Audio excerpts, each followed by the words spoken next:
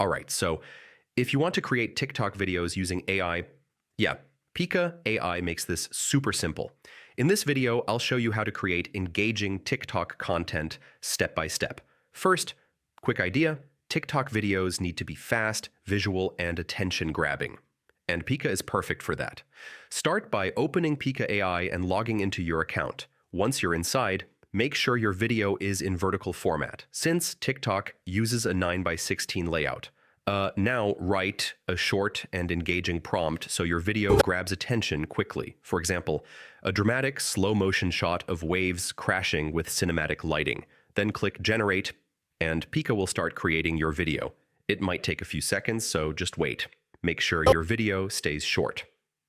Just a few seconds is enough to catch attention.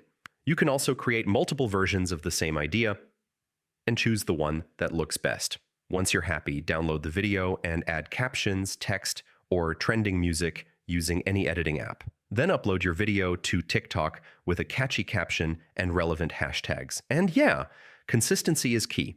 Keep posting and experimenting with different styles. So yeah, Pika AI makes TikTok content creation fast and easy. And if this helped you out, don't forget to like, share, and subscribe. More AI content guides coming soon.